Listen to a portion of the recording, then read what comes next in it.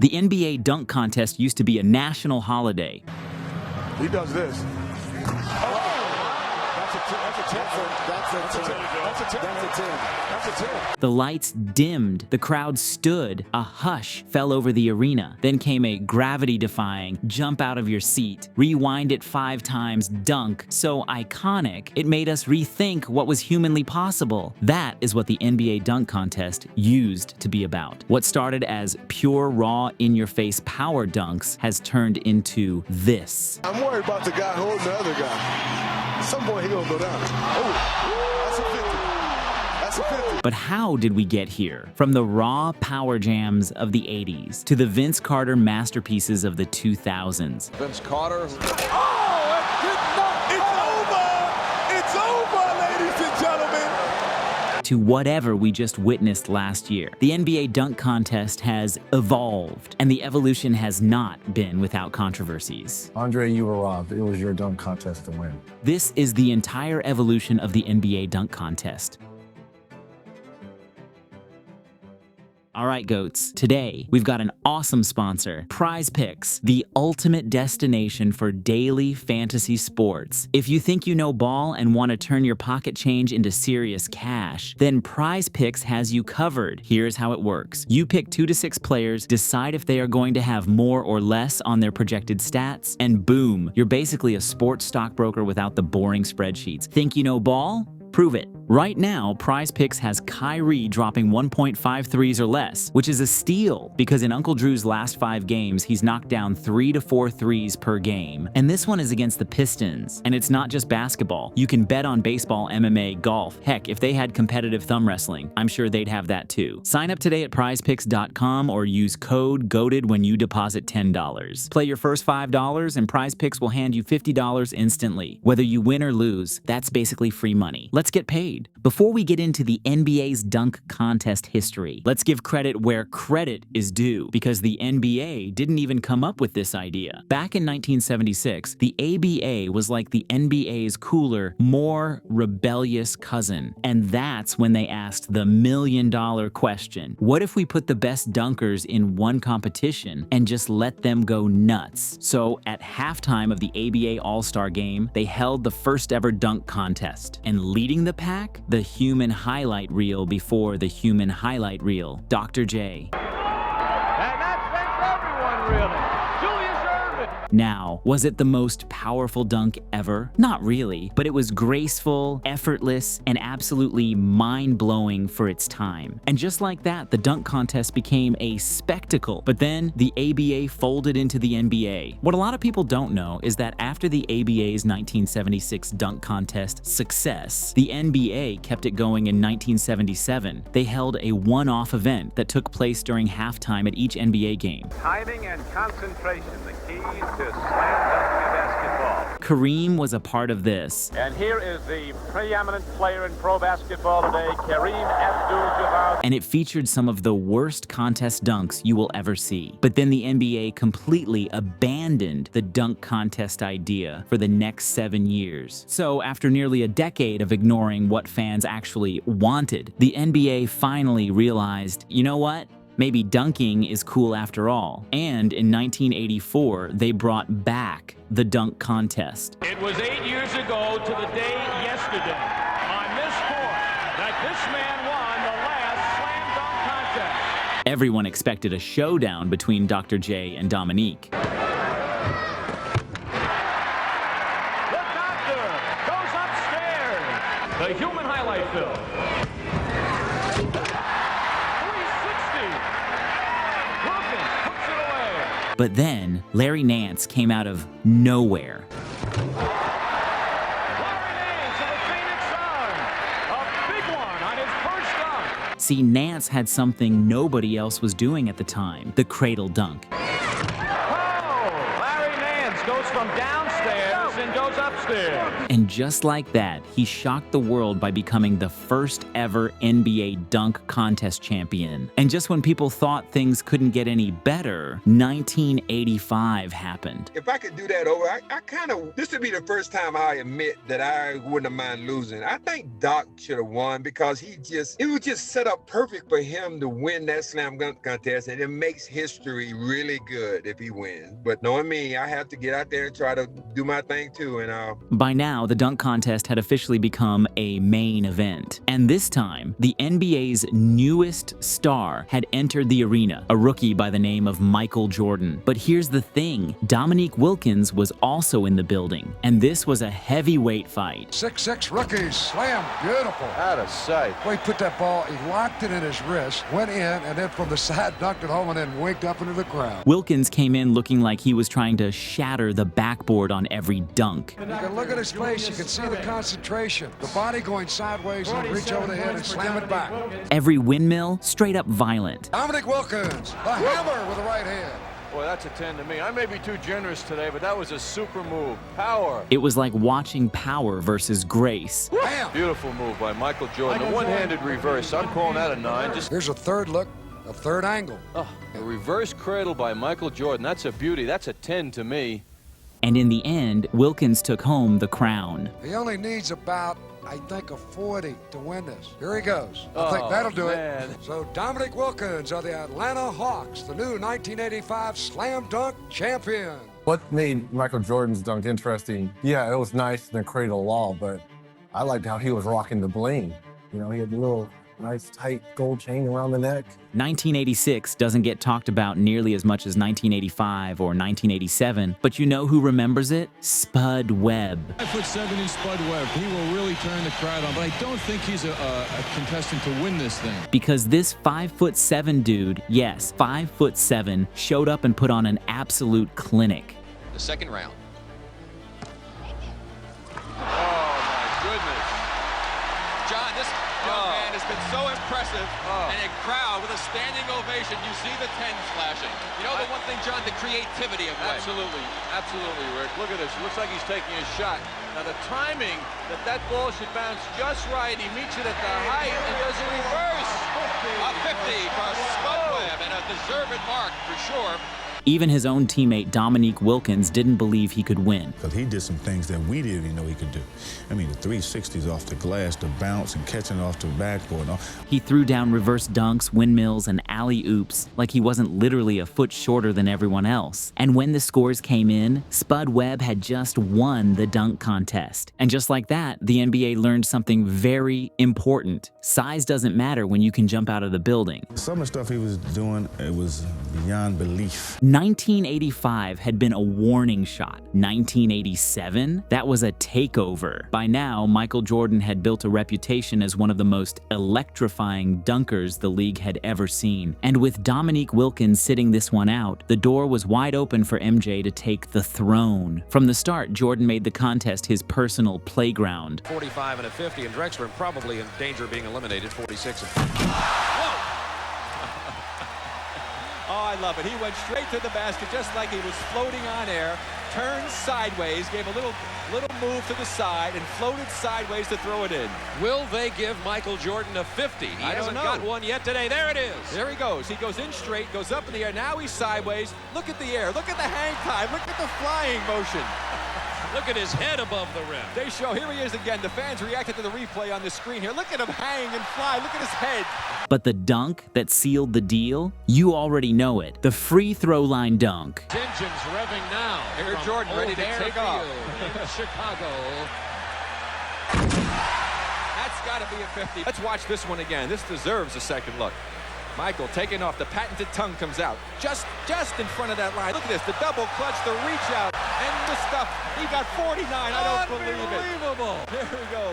There's the slam camera, the slam jam camera, I like to call it. Now, Dr. J had done it first back in the ABA days, but Jordan's version was different. He had the swagger, the elevation, and the slow motion replay that made it look like he was floating. So Michael Jordan is our winner with 146 points. In the final round, he had a dunk of 48, 48, and 50. 50. Nothing much to say here, but the world didn't know the best was yet to come. Yes, sir, Charlie. Ask him if he gave Jordan a 10 or a 9 on the one he got 49 when he ran from all the way down. I want to know. Rick Barry is really giving you the blues over there. You're one of the judges. I'm with Joe Piscopo right now. Give everybody a 10. Give me a break. He said, did you give everybody a 10? Can I say that legally? Yes, you can. Yeah. Sure I did. If 1987 was the appetizer, 1988 was the full course meal. Because this time, Dominique Wilkins was back, and he was there for revenge. And injured last year, he's back this year to defend a previous championship of 1985. As what followed was arguably the greatest dunk contest battle of all time. Wilkins, pure power. Now that's a 360 with just a little authority, folks. His windmills looked like he was trying to punish the rim for existing. He has so much power. Now just look at this explosiveness as he takes off right in front of him. The complete 360 wheeler-dealer through for a 49. Jordan, grace, and style. He made gliding through the air look effortless. Looked like a figure 8 with the double clutch. And as the contest went down to the final dunk, the stage was set for another MJ masterpiece. And then he did it again, the free throw line dunk.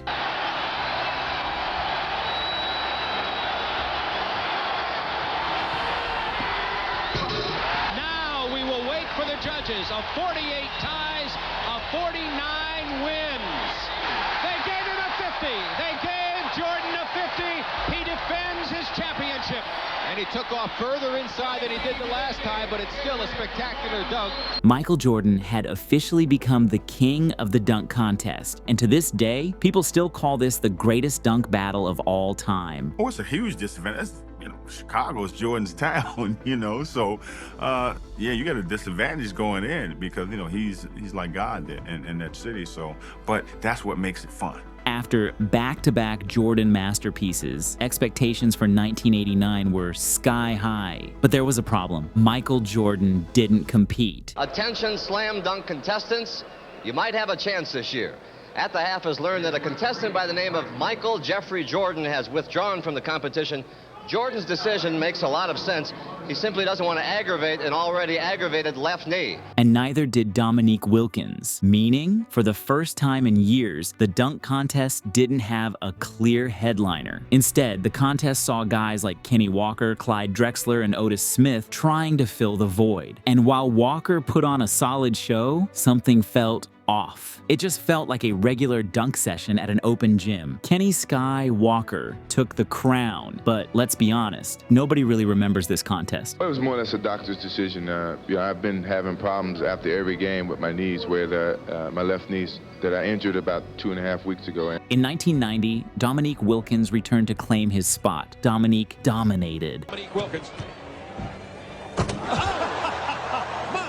You see, Dominique has such great vertical leap. And finally reclaimed his dunk contest crown. But just when things seemed normal, 1991 took a left turn. 1991 will forever be remembered as the year the dunk contest got theatrical, because this is the year that gave us the most creative, most hyped, and most Reebok-sponsored dunk contest moment of all time. Did he bring that one?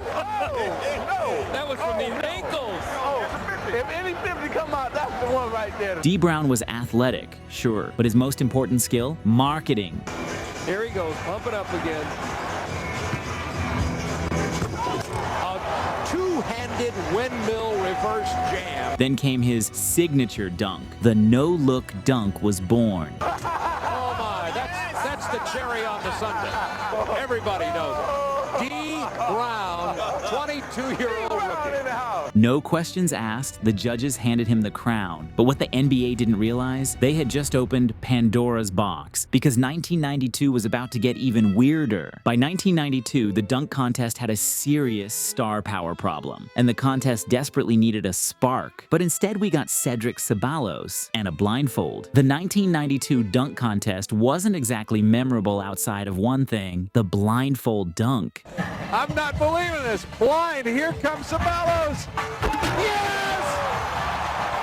Did he actually see through the blindfold? Probably. Did it matter? Not really, because the dunk contest was desperate for a moment. Props had started creeping in, not just body contortions anymore. Ceballos walked away as the 1992 dunk contest champion, but this was one of the weakest contests ever. And if something didn't change soon, the dunk contest was in serious trouble. But lucky for us, we were in for a new era of dunking greatness. From 1993 to 1996, the dunk contest was on life support. First, we had Harold Miner.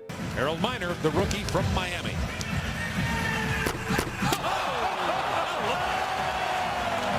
That's the most exciting dunk we've seen in 2 years. Who was given the most unrealistic nickname of all time, Baby Jordan. And still have 1 to go, so he is right now in the driver's seat to win this.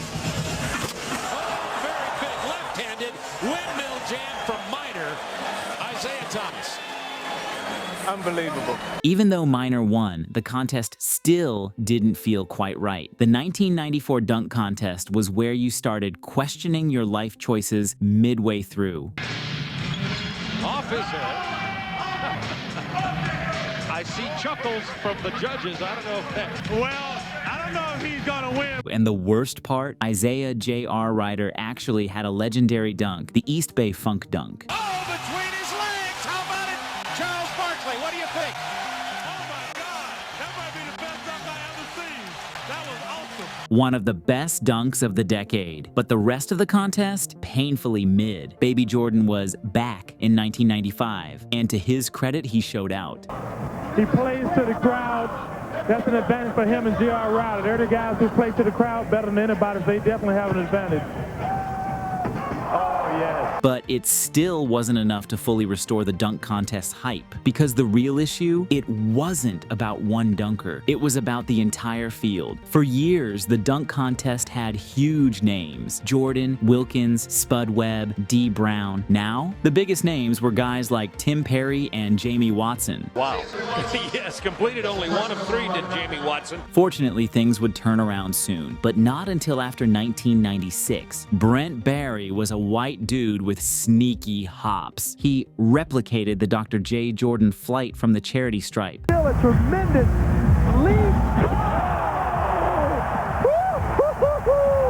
Did you see his expression? He said, what else do you want? He did step over the line, though, but still tremendous. The crowd was impressed. I was telling you, Craig, in the first round, you have to come out with something really good, especially being the first dunker. And I was first tonight, and I had to come out with something strong to get a good score. But it was still missing that holy smokes factor from the late 80s. Vince. What? Yeah, I would say Vince. I got it. Yeah, you know, I had him Vince is Vince. No, you know, Vince is a special dunker, man. Did you see what he can do? He's a special dunker, man. Finally, we got to 1997. Michael Jordan was busy putting up MVP numbers by then. But the dunk contest, it needed a new prince of the air. So who shows up? An 18-year-old rookie with a baby face and a grin that said, "I can fly." His name, Kobe Bryant. The competition included Ray Allen and Darvin Ham, but all eyes were on Kobe. Oh, that was big. Went down between his legs and got the reverse jam. By the final round, it was clear the kid was there to snatch the crown. And with a flair of showmanship that belied his age, he busted out a between-the-legs dunk that sent every teenage fan into a frenzy. So will the other two. Then they'll do it one more time. Oh, between the legs! Kobe Bryant! Look at him. Check him out. Check him out.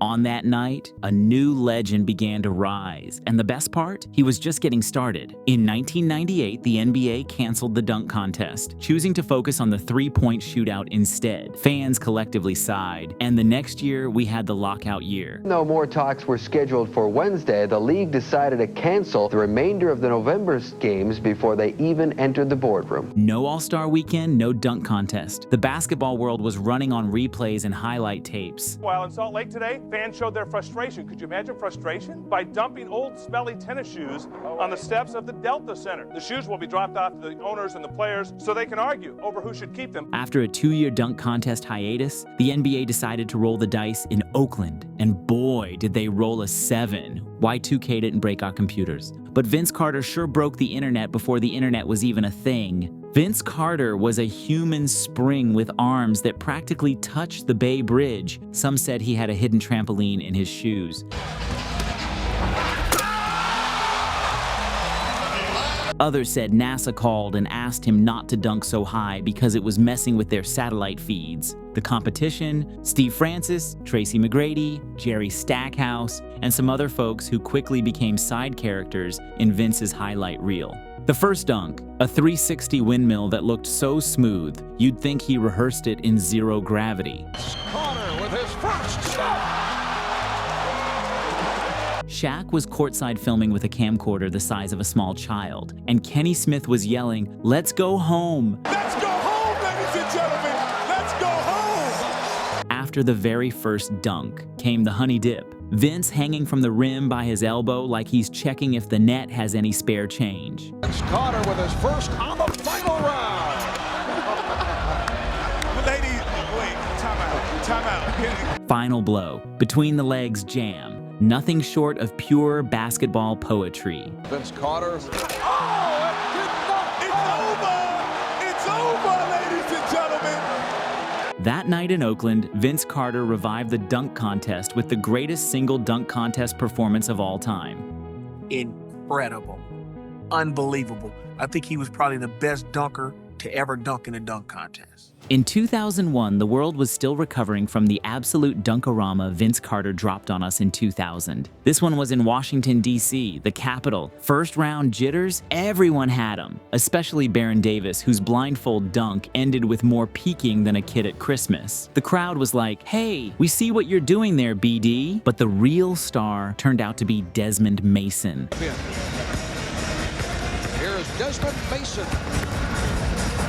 Ooh, that's like the old Michael Jordan, a little bit different angle, but with the left hand again instead of the right. A left-handed leaper who decided to put some style into it. This man soared, spun, and slammed with finesse, but fans couldn't help but compare everyone to Vince from the year before. Kenny Smith tried so hard to get that 2000 energy back. Ain't no burgers here, baby. But you got to come out. You got to just get warmed up, though. You Ain't got no burgers here, man. This is the real deal. But that, my friends, is what we call Mission Impossible. In 2002, the dunk contest was in Philadelphia, Allen Iverson's building, the city of brotherly love. The NBA came up with a not-so-brilliant new innovation in dunk contests. Spin the wheel, because nothing says, "We believe in your creativity," like forcing players to replicate old-school dunks chosen by chance. The NBA's brilliant plan was to have each contestant spin a wheel of legendary dunks, like Dr. J's iconic free throw line or Dominique's signature windmill, and try to recreate them under the bright lights. Did it go smoothly? Let's just say the phrase train wreck got tossed around more than a basketball. Half the time, players were scratching their heads trying to figure out what exactly they were supposed to do. But then, Jason Richardson said, "Wheel or no wheel, I'm about to do my thing."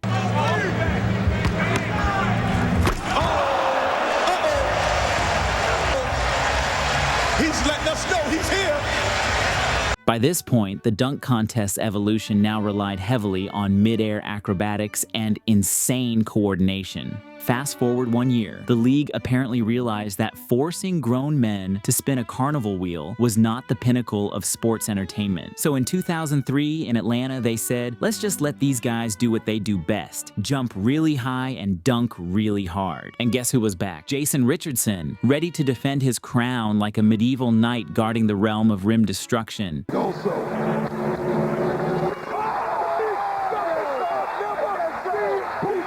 Amari Stoudemire. Good dunk, though, if he does make it to warm up with. Yeah, that's a good dunk. Richard Jefferson. There it is.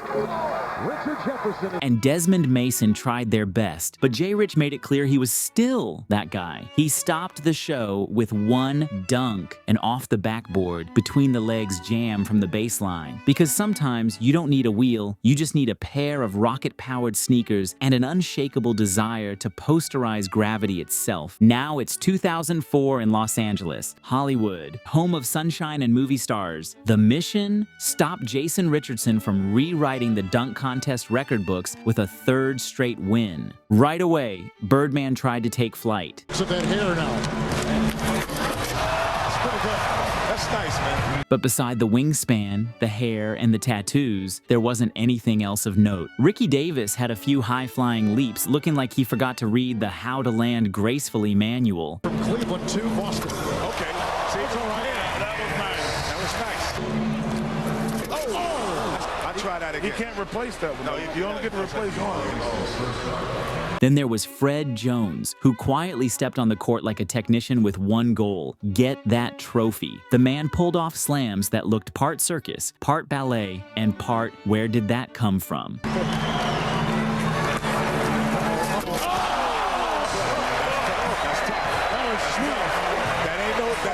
Jason Richardson tried his best to three-peat, but a couple misses here, a slip there,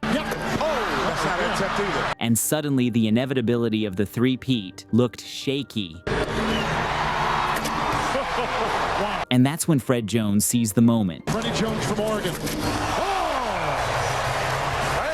He is 6'4". Jay Rich's run ended. Birdman's performance, a prelude to even more memorable attempts the next year. In this contest, the crowd was back to yearning for more star presence. The dunk contest was once again a hype machine in search of a superstar driver. After this, the All-Star Weekend touched down in Denver. This dunk contest had more Smiths than a phone book, a Birdman who wouldn't quit, and a certain Phoenix Sun bringing his MVP buddy along for the ride. Chris Anderson showed up ready to prove 2004 was just a warm-up. Unfortunately, warm-up turned into Groundhog Day.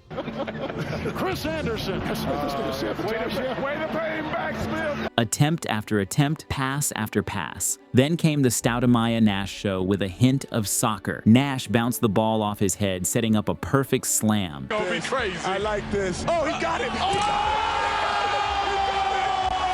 Then we had double the Smith, double the fun. J.R. Smith soared for some jaw droppers. He don't. That's hard. He gonna change it. I told you he young fella, young legs, new moves. But Josh Smith was in a league of his own. If the Denver altitude bothered him, he certainly didn't show it. On his way to hoisting that beautiful trophy. In 2006, Houston, the home of NASA and world-class barbecue, was also home to the NBA Slam Dunk Contest. Josh Smith tried to build on his 2005 glory. Dunk contest, a lot of drama, a lot of creativity. This year, no creativity from him. The crowd cheered politely, then started whispering, "Wait, we've seen this before, right?" Andre Iguodala lit up the Toyota Center when Allen Iverson bounced the ball off the back of the backboard for an instant. Where were you when it happened moment.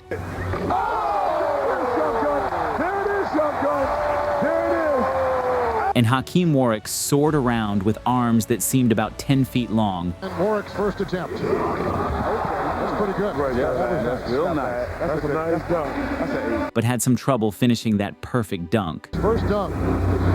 Oh! He was getting some help from dunk. But the star of the show was Nate Robinson. At just 5 feet 9 inches, he decided to jump over Spud Webb.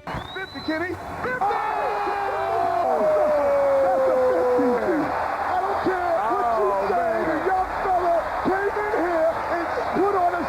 The original short guy dunk champ. Genius cameo, right? The problem was, it took about 173 attempts, give or take, to get the dunk down. You're right. The crowd started counting attempts like they were checking a grocery list. Judges looked at each other like, are we sure? We can't just give Iggy the trophy now? But the moment Nate finally nailed that dunk over Spud, absolute bedlam. Height disparity became the big wow factor. Controversial? Absolutely. Many people insist Andre Iguodala got robbed.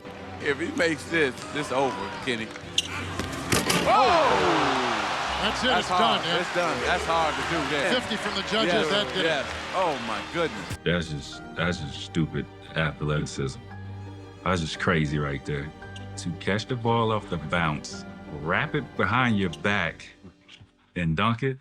I never seen that one before. Andre, you were robbed. It was your dunk contest to win. Welcome to 2007 Las Vegas, where the NBA delivered one of the more entertaining contests in recent memory. Nate Robinson, the defending champion, was ready to prove 2006 wasn't a fluke or a product of infinite attempts. It's not better than Dwight Howard. No, it wasn't. So I'm going to be real. And you'd think a 6'11" guy might not have to jump much, but Dwight Howard decided to go above and beyond, literally, placing a sticker way up near the top of the backboard mid-dunk. Some good opinion. Here we go. Number 2, right out. Did you see where he touched?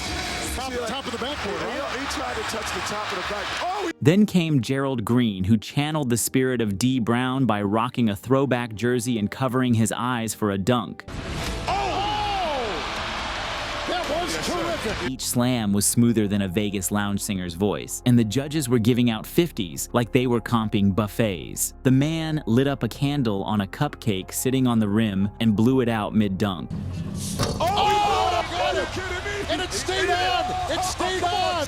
Chuck, come on, Chuck. He blew it out. At this point in the timeline, props were definitely in, and creativity was now just as important as pure vertical. Next stop was New Orleans. Gerald Green was back at it again.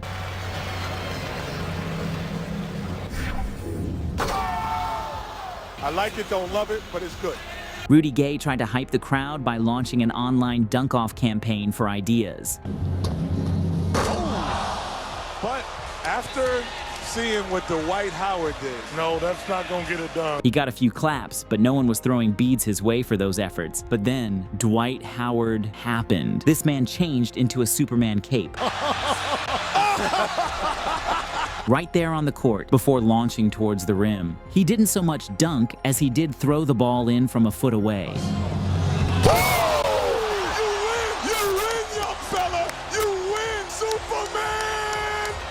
But style points mattered more than technicalities, costumes, big props, comedic setups. This was now the meta in the dunk contest. Oh, goodness. A second straight 50. How do you cheer for that? I mean, he basically just threw it in. No way you get away with something like that in today's dunk contest. There is no way. And the following year, it went even more mental. J.R. Smith replaced an injured Rudy Gay and brought his signature swagger to the table. Double bounce. Okay. That's nice. That's the way you start out. That's a double bounce. Rudy Fernandez confused the crowd more than he impressed them. Higher. Oh, now that was good. That was good. Even the big man agrees. But the story of the night was Nate Robinson versus Superman. Dwight rolled onto the court with a 12-foot rim because the standard 10-foot hoop was just too boring for him. But just when you thought Superman had it wrapped, He did that easy. That was too easy. You're right. That was too easy. That's very easy. That's too easy. That's very easy. I guarantee you right now, there's no... Nate Robinson strutted out in a bright green Knicks uniform, self-dubbed Crypto Nate, and jumped over Superman himself. Jump over Superman, he should win it. Oh! Back, though. He used his back. No, he used his back. The dunk was a masterclass in showmanship, and Nate reigned supreme. The new formula for a successful performance was now height mismatch plus props plus storyline equals dunk contest success. 2011 was an insane year in the NBA dunk contest. Serge Ibaka hit us with a free throw line dunk. Pretty good for a 7-footer. DeMar DeRozan unleashed an off-the-bounce reverse that looked like it was choreographed by Cirque du Soleil. Call this the showstopper. The showstopper.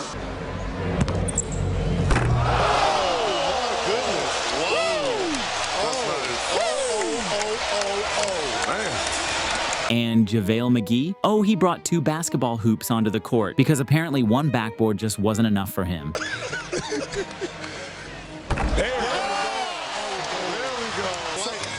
To say this, Dwight. I don't know if there's anyone else on the planet that can do this. But let's be real. Everyone wanted to see Blake Griffin, the hometown superhero. The dude had been a dunking machine all season, a walking highlight reel.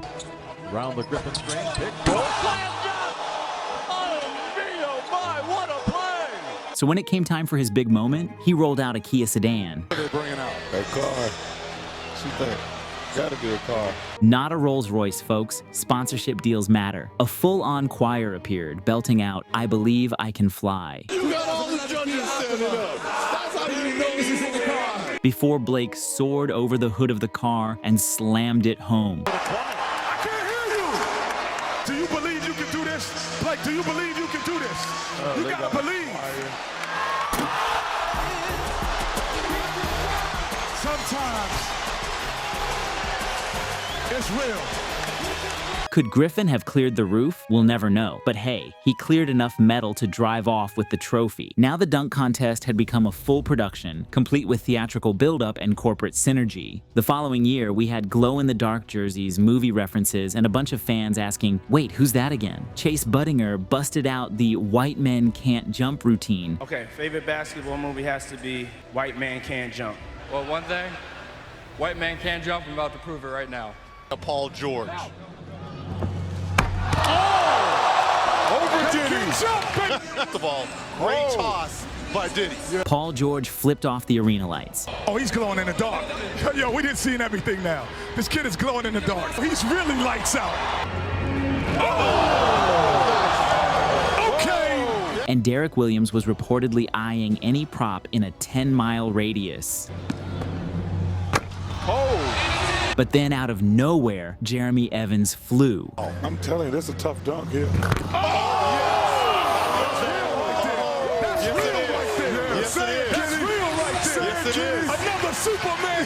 Evans had been a last-minute replacement for Shumpert, and in the final, Evans sealed the deal with dunks that left people going, he's a who? From where? Wait, sign me up to watch more Jazz games. I got a special delivery, Kenny. The mailman is in the building.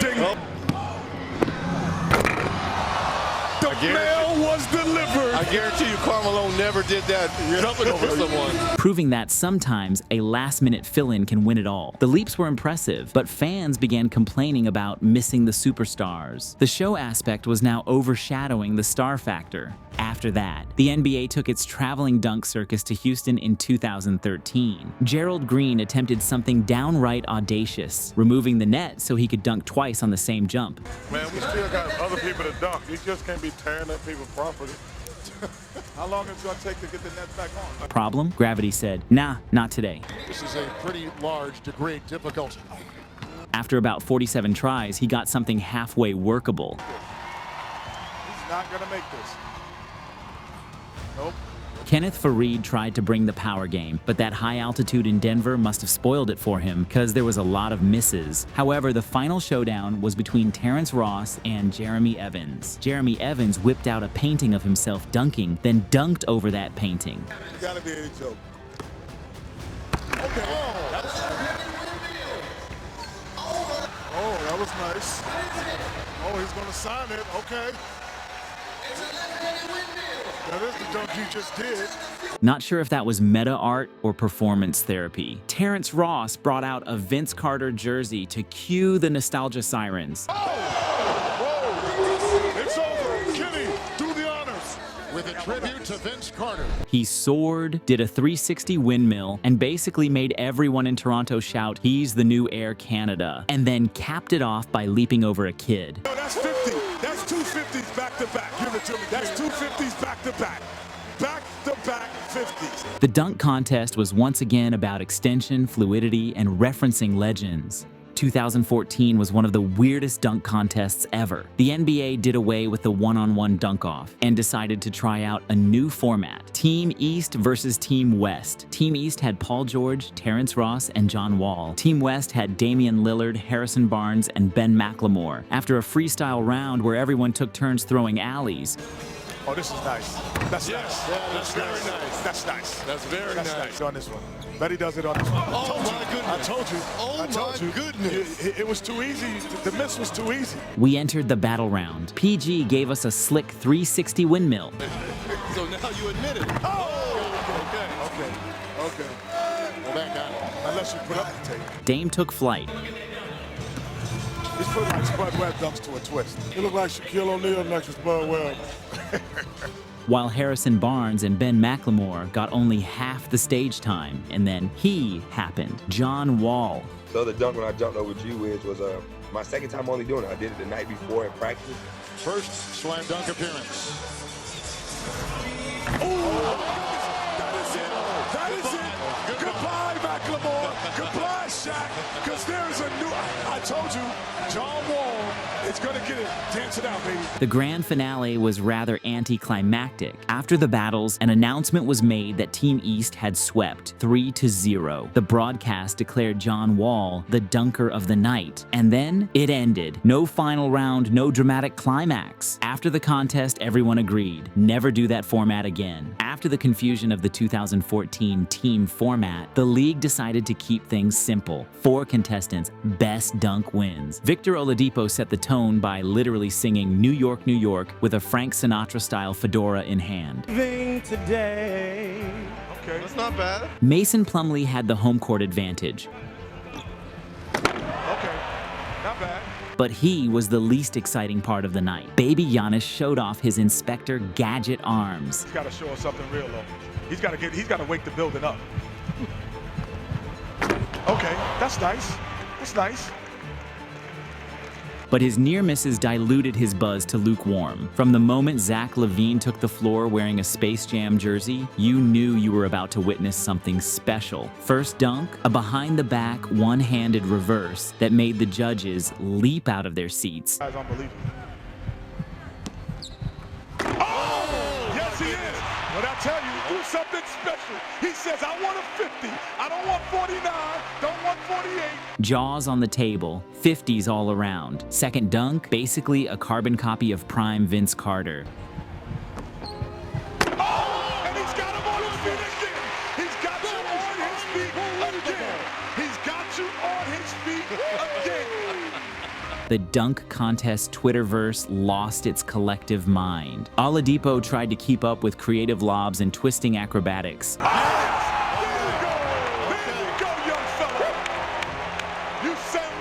But LaVine casually strolled back out and KO'd him with a 360 between the legs masterpiece. He's asking for you to put his hands up. Oh, he got this one. He got that one. He's got that one.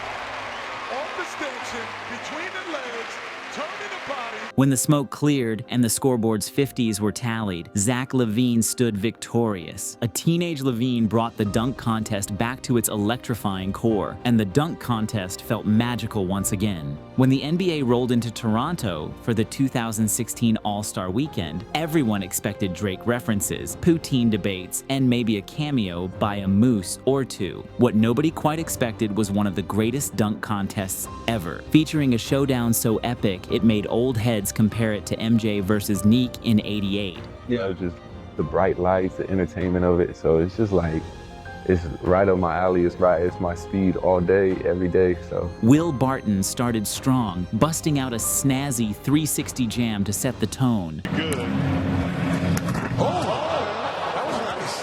That's why they call him Water 3. Hey, listen, a little more power. Right. A little more power, that would have been very impressive. But the real thrill might have been his outfit. Andre Drummond brought out Steve Nash for an assist.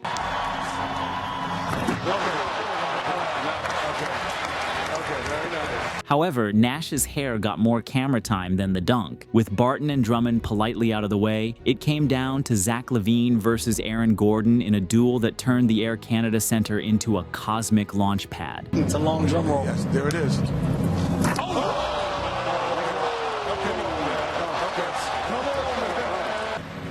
He does this. That's a 10. That's a 10. That's a 10.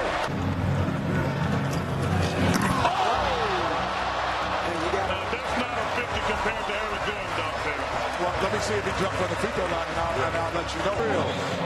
This is real. That's a 50. That's a 50. That's a 50. That is a 50. That's a 50. Jackson. Okay. It's the same dunk without the hoverboard. It's the same. That's 9. That's tough. That's 9. I tell you, man, the Orlando Magic mascot, he's getting a workout. No, that might be Alfred Payton in that mascot.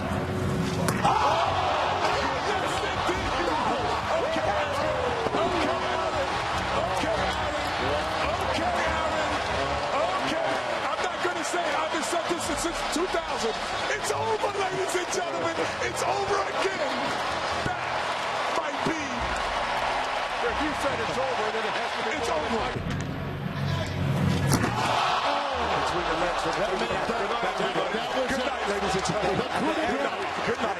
Good night, sweetheart. I think he just went back to back. Good night, he just went back to back. Spikes. Break is gone. At one point, the crowd and the judges ran out of superlatives. Shaq was waving his arms like he might spontaneously combust. When the dust settled, Zach LaVine squeaked out the victory, claiming back-to-back titles, leaving Aaron Gordon with what many still call the most legendary runner-up performance in dunk contest history. A lot of people, though, on Twitter were saying that they felt you were robbed. Did you feel that way? Yeah, for sure. After the 2016 dunk contest left us all speechless, the NBA rolled back into New Orleans. Everyone wondered, can 2017 possibly top last year's showdown? In 2016, they were nothing short of spectacular. And that was really the first time I had seen dunks that could actually rival what Vince Carter delivered. Aaron Gordon came out with a bold plan, a drone-delivered lob. Problem was, the drone was about as cooperative as a cat on a leash. It lobbed the ball at angles that even NASA couldn't chart.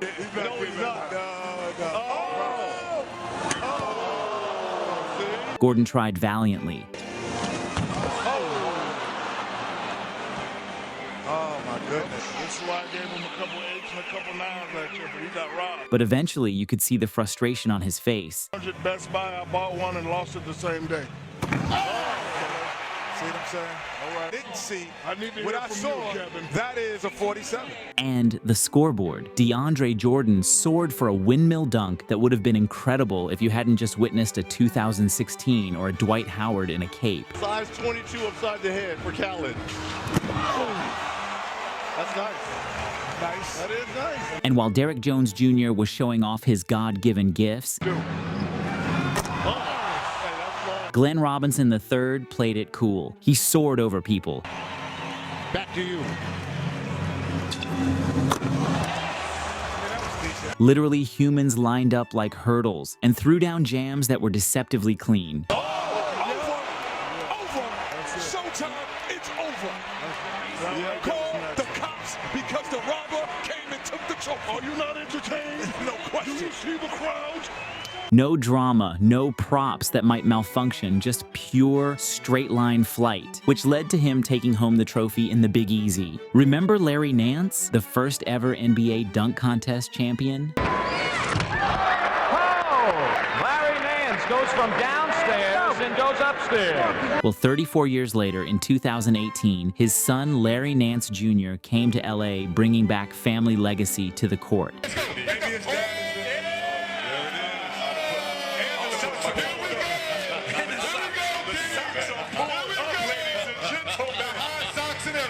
And he even replicated one of Big Larry's iconic dunks.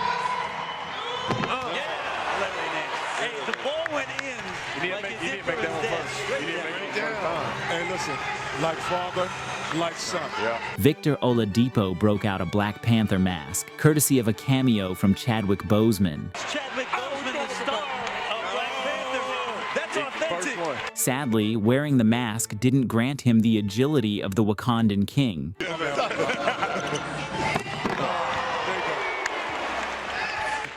Great idea. Great idea. Not great execution. At this point in his career, Donovan Mitchell was a rookie phenom. No idea. Okay.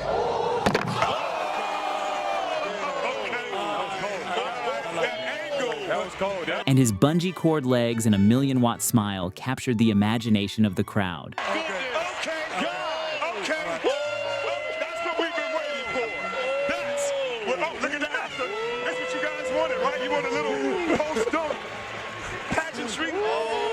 Mitchell saved the best for last, pulling out a Vince Carter throwback Raptors jersey before doing this. First attempt here for Donovan Mitchell.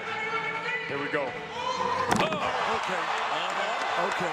And he still slipped. Okay. And he still slipped a little bit on that. Okay. That was cold. That's dope. That's dope. You want me to say it? He wants me to say it. I can't say it's over. The crowd, celebrities included, lost it, with the new champ hoisting his trophy. The dunk contest's modern formula was now as follows: a nod to legends plus freak athleticism plus props and/or jerseys equals victory. Of course, 2019 had to up the ante. Dennis Smith Jr. dialed up the drama by bringing out J. Cole, Charlotte's own hip-hop hero. DSJ attempted to leap over the rapper seated in a chair. After a couple tries, he got it down. He's got that. Oh, he's got that. Oh, yeah. Yes. Oh, yeah. Oh, yeah. Indeed. Yeah. But the multiple misses took a bit of the shine off. John Collins paid homage to Charlotte's aviation history. Unfortunately, his foot clipped the prop, sending plane pieces flying. The poor plane needed a medic.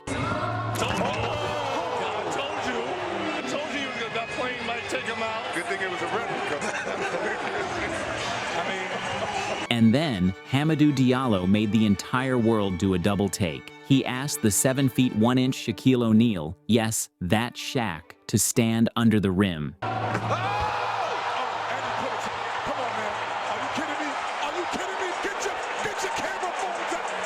Dennis Smith Jr. made one last push, recruiting another cameo from J. Cole. But Diallo stayed calm, let the scoreboard do the talking, and capped his performance with yet another display of hops that seemed to defy gravitational law.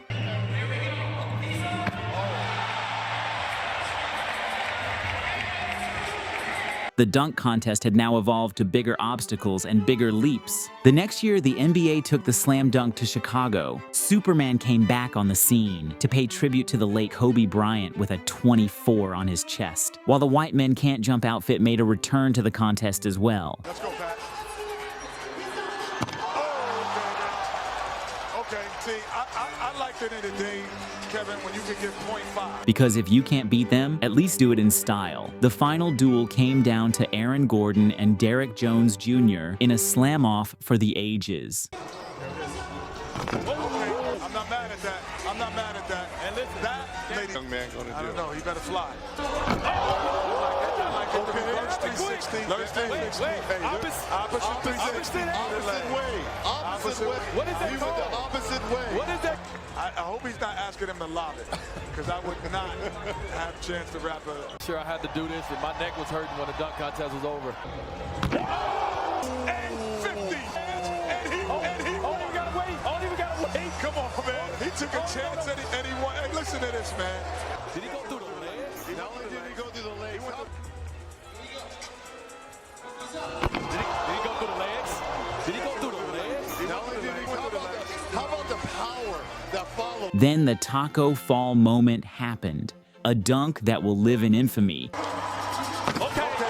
I'm not mad at that. I'm not mad at that. Jumping over a 7'5" skyscraper. The judges somehow gave him a 47, which led to Derek Jones Jr. winning by a single point. To this day, the Gordon was robbed storyline is an annual tradition. The 2021 dunk contest was unlike any before it. It took place during halftime of the All-Star Game in Atlanta, with limited fans, COVID protocols, and more face masks than a superhero convention. There were only 3 contestants: Cassius Stanley, Cassius Stanley, he's up. Oh, Cassius Stanley with the authority slam. Obi Toppin, Yeah, I think one matters. Sure does. Shaq, I think his size might hurt him. He won't show. I like it. I like it, Kenny. That was beautiful. That was beautiful. and Anthony Simons. Okay, I like that. That'll get him to the next round. Kenny, question. That he's 6'3". Go get that. It was impressive. He made it look easy, but he made it look too easy. With the usual multi-round format condensed, each dunker had to bring their A-game right away. The final showdown was between Obi and Simons, a windmill from near the free throw line. Yes, that's a 10. That's a 10. Lost to flirting with the rim in ways that would make your dentist cringe. Oh, well, he's paying homage. But if he kisses it, kiss it. Let me see you kiss it. Kiss it. This one was one of those you'd rather forget. Then there was the dunk contest of Timberlands and NFTs, 2022, Cleveland. Cole Anthony decided to set the tone by busting out a pair of Timberland boots. Unfortunately, those Tims turned out to be less than ideal for flight plans. Okay, gives you a little hint. Yeah. Gives you a little hint. Yeah. Okay. That doesn't count as an official attempt. After several attempts, he finally finished a respectable dunk. All up. Here it is. It was the angle.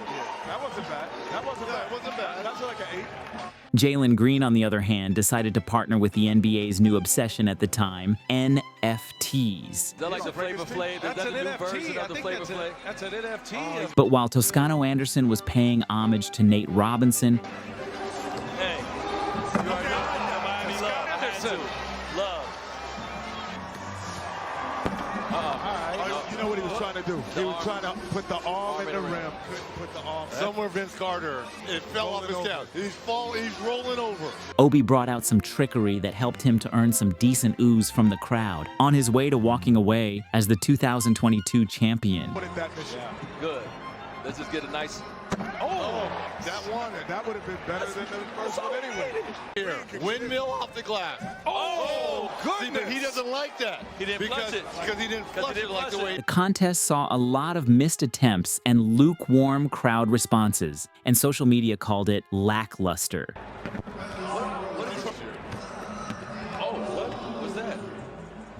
Proving the dunk contest always rides the fine line between epic or bust. In 2023, the NBA planned its All-Star Weekend in Salt Lake City. Folks were crossing their fingers for some high-flying adrenaline. And guess what? A certain G League call-up ended up stealing the show. I'm just gonna try to be creative. I got a few dunks I know. We did our research that's not been done, so that's really what I'm excited to debut. This year, we saw a few creative twists from Kenyon Martin Jr. A little bit higher. One attempt left. Oh, he got that one. Pretty play. Dunks with comedic timing from Trey Murphy III. There you go. Yeah, that's what I think that was on purpose. What is this? Oh, someone's taking the ball. Oh! Okay, I can live with that. No, I can live with that. Was that right? Yes, it was Alvarez. And Jericho Sims going up and up and up. Jericho Sims. Oh!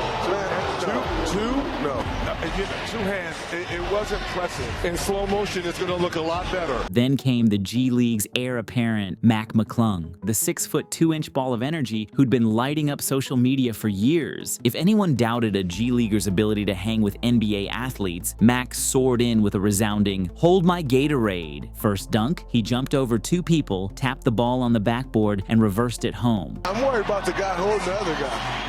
Some boy, he gonna go down. Oh, that's a 50.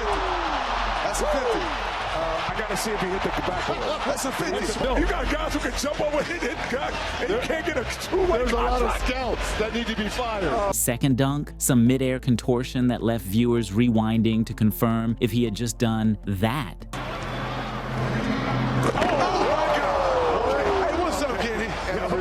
Come to the NBA. And the finisher, a 540 spin dunk that made gravity look optional. High school jersey. This is the high school that he played for. That's a wrap. It is over, ladies and gentlemen. It is a wrap. The last-minute addition strolled away with the trophy, a new NBA contract, and enough viral fame to last a lifetime. This dunk contest marked a return to fundamental brilliance. Less props, more pure bounce. The 2024 dunk contest delivered a mix of creativity, humor, and high-flying action. Following in his brother Obi's dunking footsteps, Jacob was ready to show that dunking prowess runs in the family. You can expect some crazy dunks from me. It's definitely going to light up the crowd for sure. Jacob Thompson. Oh, not bad. It's not bad. A nice start. And Jaylen Brown? Well, he was there too. Pass here. No, because Jaylen's he's a shooter. Was that a D. Brown? They tried to do the D. Brown. Tribute to D. Brown. And then you saw him pump up the shoes. Yeah. Mac McClung returned to defend his crown and didn't disappoint. That's what I'm saying. That's what I'm saying. No, that's not nice. That is nice. No, Reggie, that is not nice. That is not done ever. But he started up there. But he's high. My goodness, my goodness. Do not stand under the rim when this young man going to the basket. It's over. It's over. Defends his championship. It's over. The meta commentary was as impressive as the dunk itself. In the end, Mac McClung clinched the title, becoming the first back-to-back dunk contest champion since Zach LaVine. How much time and effort and thought process has gone into what you were going to do this year, and how did you decide on your final concept? You know, I had a lot of help with Chuck. luck, and all my friends taking late night calls they probably didn't want to take, but it's an honor to be right here, right now. His blend of showmanship, creativity, and sheer athleticism proved too much for even the most seasoned NBA stars.